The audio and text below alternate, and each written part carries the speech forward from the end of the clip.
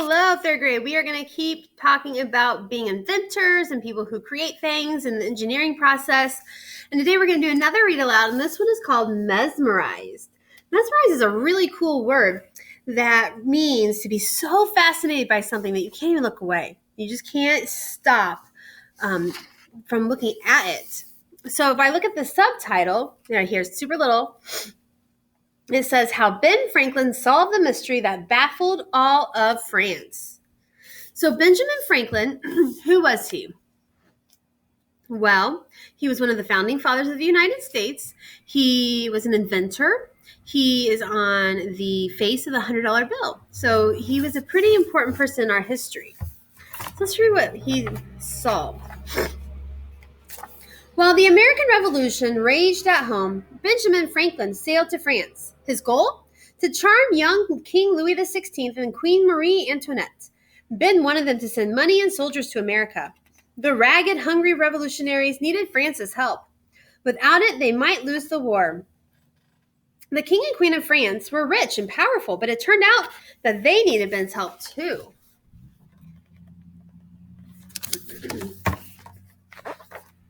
The day Ben Franklin first set foot in Paris, France, he found the city all abuzz. Everyone was talking about something new, remarkable, thrilling, and strange called science.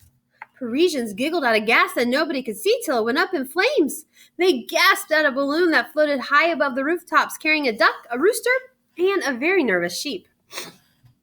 And they went absolutely gaga over the American in the peculiar fur hat because everyone had heard about Ben Franklin's famous kite experiment, which showed that lightning was the same thing as electricity.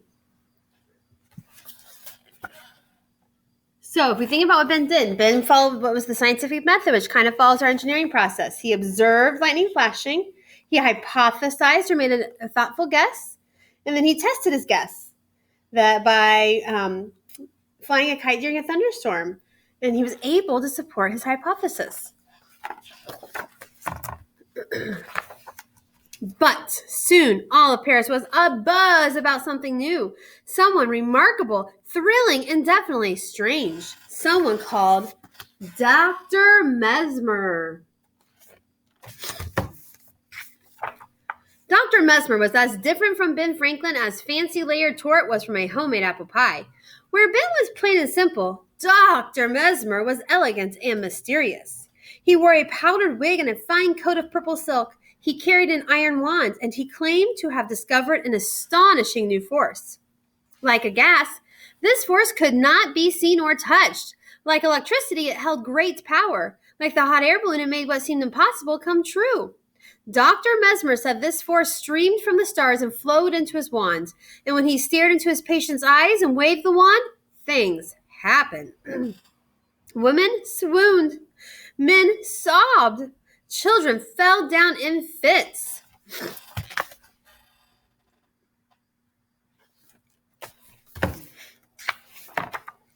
Dr. Mesmer could make the same glass of water taste like 20 different things.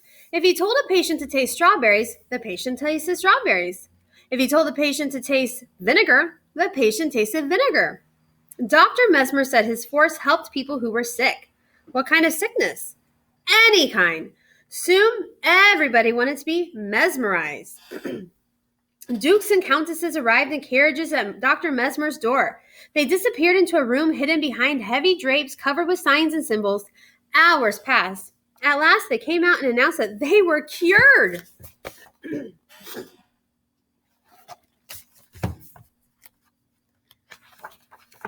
Bankers dropped their money bags. Lawyers flung down their books. Priests slipped away from their pulpits. Everybody crowded into Dr. Mesmer's darkened room. He agreed to share his secrets, for the sake of science, and 100 gold louis apiece.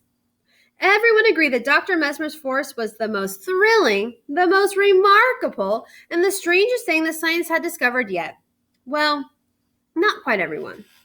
Doctors were furious. Their patients didn't care about regular medicine anymore. All they wanted was a wave of Dr. Mesmer's wand. The doctors griped and groused and fussed and fumed. Mesmer's force was not like electricity, a gas, or in the hot air in a balloon, they told the king. The reason nobody could see it or touch it was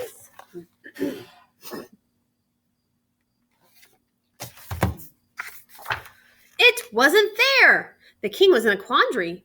Were the doctors simply peeved about losing their patients, or was it true? Could all affairs have been fooled, even the queen? The king didn't know what to think, but he knew whom to ask. Who else but Ben Franklin? Ben said he needed to see for himself what Dr. Mesmer's force could do. Impossible! I can do it, Dr. Mesmer. Merci beaucoup, Charles. Ben watched a group of patients being mesmerized by Dr. Mesmer's helper, Charles. They gasped and groaned, twitched and trembled, and even fell down in a faint. Then it was Ben Franklin's turn. He didn't gasp and groan or twitch and tremble, and he didn't faint. In fact, he didn't feel a thing.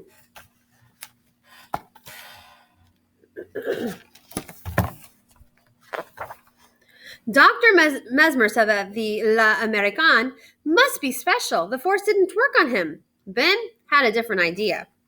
What if the force was not in Dr. Mesmer's wand, but in the patient's mind? These patients believed the force was real. They expected to tremble and twitch, to gasp and groan, and to feel better. So they did.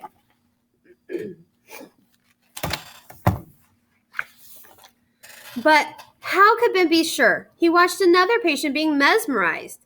Charles waved his fingers near her face and she screamed. She said she felt a burning flame. He never touched her, but whenever his hand moved, she felt the same fiery heat. Ben asked her to try it once again, blindfolded. When Charles waved his fingers near her stomach, the patient cried out in pain, and she said she felt the heat in her ear. When Charles moved back behind her back, the woman shrieked that she felt burning in her leg.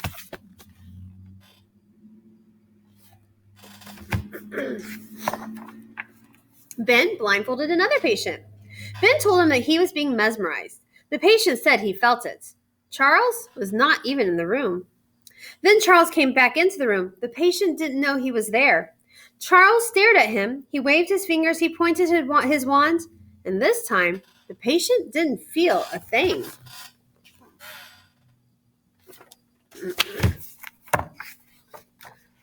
Ben tested patient after patient, but it was always the same.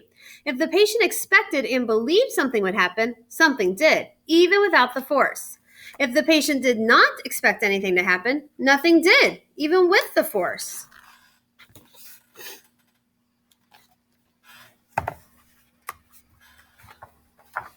Ben went back to the king and told him what he'd seen.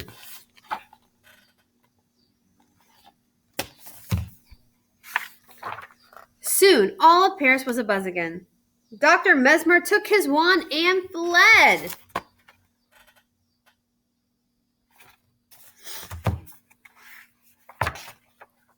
Not long after Ben set sail, with help from France, the revolution had been won. Now he needed to get to work on building a new nation, the United States. Of course, he planned to find a little time for science, too.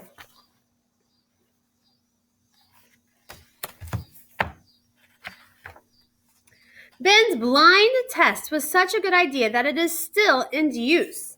Before a new medicine or treatment is approved, two groups of patients try it out. One group gets the real medicine. The other gets a fake called a placebo.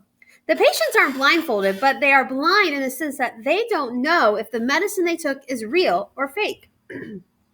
That way, if the group that takes the real medicine does better than the placebo group, we can be sure that the difference is due to the medicine itself, not to what the patients may have expected or believed. But what about the people who feel better after taking a placebo? Think of Dr. Mesmer's patients. Their feelings were real, even if the force supposed to be at work wasn't. And while not all of them recovered from their illnesses, many did.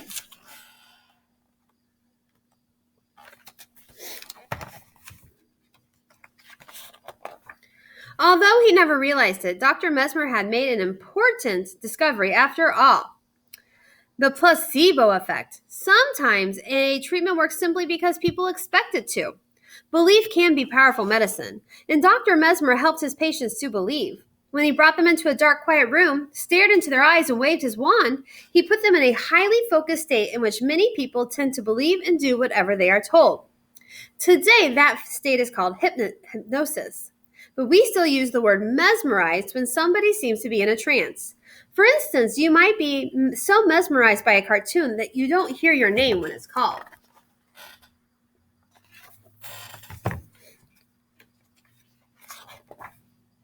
Scientists are still learning about hypnosis, the placebo effect, and many other ways our minds can help us heal.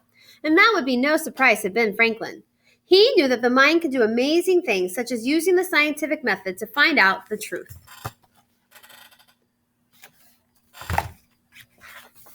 So think about this, boys and girls.